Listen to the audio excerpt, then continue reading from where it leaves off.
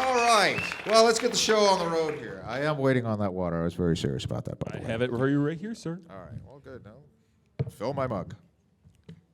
Okay, so our first guest is an incredibly talented martial artist and actor, and has helped brought our favorite Mortal Kombat characters to life.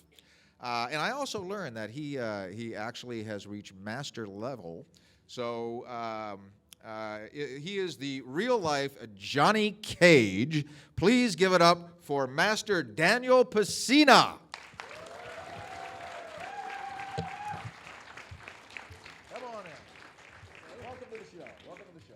Have a seat. Oh. Well, all right, Mr. Pesina, how are you? Master Pesina. You got a dead mic? He's got a dead mic. Do you want to just take mine? You broke my cup, and now we've got a dead mic. This is going Banner well. year This for is a going 5-year really well. anniversary. Get over here. I'm doing good. I'm doing good. How you doing? I'm doing good. Doing very good. So You just, look awesome. Oh, well, thank you. Thank you very much. I appreciate that. Actually, I'm fighting a little bit of a chest thing. It's flying in through the Phantom Cruiser, came through a nebula that was just full of space exhaust. A little dust in your throat. Yeah. Anyway, there's a lot of people out there that can say that they've acted in commercials or film or TV shows, but you are one of the rare breed that can say that they've acted in a video game. So tell us what that was like. That was pretty awesome, actually. Yeah? Yeah, because... So how does one act for a video game? However one wants. So basically we did whatever we want because there's no script. We didn't know what we were doing. They just put me in front of a camera for like 60 hours, not in one day, because there's not 60 hours in one day. But yeah, and they just said, okay, just do something. Just do something cool. Don't you love direction like that? Do something. Well, now, since you're performing, we can see on the screen, if you look at your screen, you can see the video game that's happening. Now, that's you performing on there, correct? Yeah, getting my All right. ass So how do they do that? How do they take you from a live stage and make a digital character out of it? So they What's put that you, process? they put you in front of the camera, and then you do a bunch of moves. And at the beginning, they don't even have a mat for you to do your falls and flips on. So you're flipping and falling on concrete. But because I have experience in judo, I got used to throwing a lot, so Right. it didn't hurt. And then they eventually you decide what moves would fit in a game. I see. So now, what year was this that this was happening? This happened in 1990. So 1990. So now, were they using motion capture technology? There was no such thing as motion capture. There was no yet. such thing as motion Not capture. even Photoshop. So you're There not was wearing little tennis balls or No, ping it's pong just balls. a videotape of us. And at the beginning, we wanted to be more like a game called Dragon's Lair, which is on a big CD disc. But this video game didn't have that technology, so it wasn't going quite like that. So we started cutting frames out. So what you see in the video game is actually a live frame of a person. And so like a kick would take 7 frames. So in the end, we took 3 of those frames to give you the belief that it was a live person kicking. Wow. All right. So that seems like a very tedious process, very different from the ease of motion capture that we have today. Heck yeah. So yeah. All right. So all right. Well, some people may know that you've played a number of characters in Mortal Kombat in the franchise.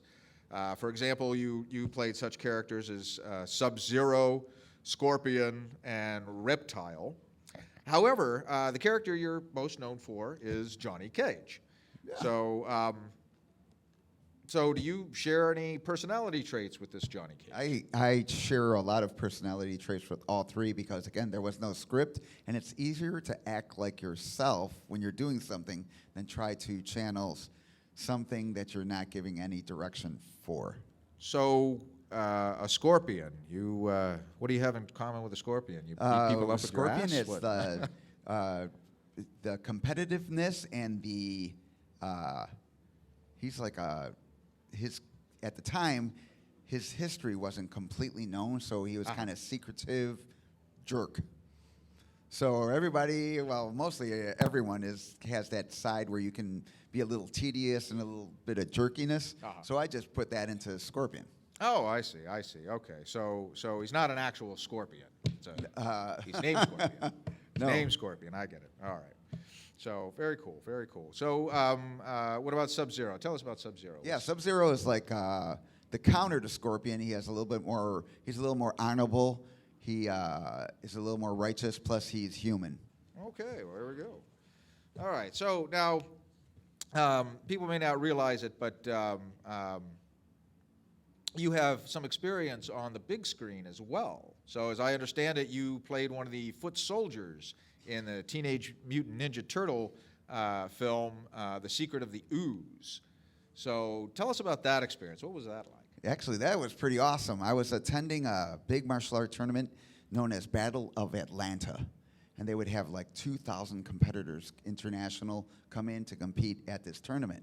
So during that time, they were recruiting they wouldn't tell you what film, but they were recruiting for a film. So I got invited down to try out to do martial arts stunts for this film. And then when I got there, I found out it was TMNT.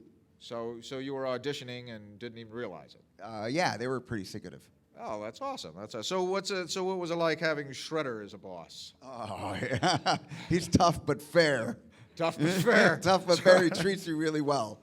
So okay, yeah. good. So it's awesome. You're 4 months. So he's not like old school parents that would just kick you around when you do something wrong. No, usually you did something that you knew you shouldn't do, and didn't do it in a timely manner. So yeah, he'd kick you around then. Oh, he would. All right. Well, there you go. So, okay, very good, very good. So, anything else about that film? Did you get to mess around with any of the turtle suits or anything? I'm too tall to be a turtle. You're too tall to be a turtle. Yeah. So because the turtle suits would add 2 or 3 inches to you, you had to be under a certain height.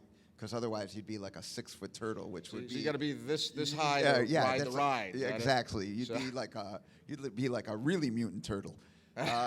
No, but basically, they handpicked a group of martial artists, and if you ever look at the movie, you'll see us moving around kind of all crazy, because the people in the turtle suit can't see what they're doing. Right. So they would throw a kick, and our job was or a punch, and our job was to jump in front of it.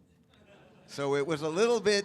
So this is not during an era where, I do my own stunts. Yeah, if a regular actor would do their own stunts, they would lose teeth or be in the hospital. So this was like you had to be trained martial artists to do this type of stunts, because you'd be moving around, and when they threw a punch, you'd have to be in front of it, or a kick. Right. And actually, I've gotten my teeth almost knocked out, where I had to go to the dentist to get a brace for my teeth because they were really loose, because the guy throwing the kick didn't see me, and then when I was running in, I kind of tripped over a different guy, and I freaking got kicked in the face. Ooh. And then I got up and redid that fight scene like 5 or 6 more times. So there was no time until afterwards. You get any payback? You get to kick his teeth out? Nah, it's all cool. You're used to that. If you do martial arts, you used to getting punched in the face is not a big thing. So you're like one big callus. Yeah, like Johnny Cage's personality. Yes. Okay. So in addition to your acting ability, you are a master at martial arts. Yeah. So you have the master title. You are a martial arts master now. Yeah, so. I learned 8 systems, and I practiced until there is. It's like an old school master, because you need a mind-body connection to receive the title of master. Now I understand that once you learned all the whole system's techniques, you're a master. But back then you had to show this efficiency. So meaning like each technique that you threw was every technique you threw was at its peak, because you recognized your body and its body mechanics. So it's kind of weird. But it's a thing where it's kind of like it's like a Zen moment, where all of a sudden you are like very, very, very efficient, and naturally everything is about energy. So. Yeah. Oh, that's terrific. That's terrific. So, Is there? Do you have something that I mean, short of destroying my set or killing me, is there anything you could show us? Sure. Or take it away. Show us what you got. Well, we're going to see if the stage will hold up, but thank you.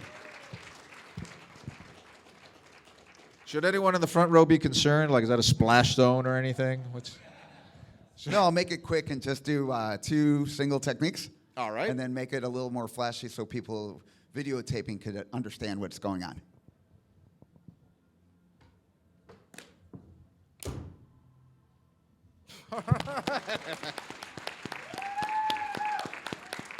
That was neat. Thank you very much. Okay, ladies and gentlemen. I've lost my cards. So, Come here. Tell me just a little bit more about the training. What do you do? Like, how many different forms of martial arts do you know? Man, I know a lot. I've been studying since 1969.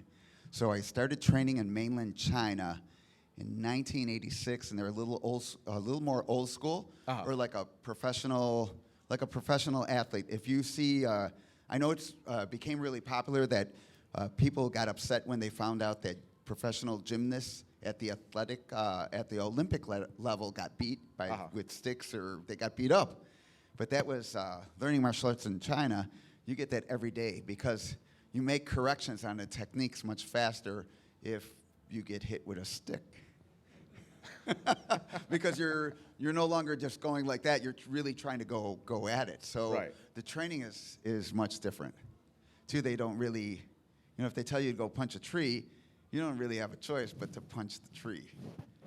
Right. You don't have to punch it hard, but eventually you realize like the human body is really amazing because eventually after 3 or 4 years of punching the tree, all of a sudden you can punch really hard. Excellent. So, well, I wish we could go on all night. This is fascinating stuff, but we do need to move on. So, ladies and gentlemen, please give it up for Master Daniel Pesina. Thank you for coming on the show. Oh, actually, before you go, here we go. Our tradition, if you would please sign the desk. I'm getting right in front. Oh, look at this.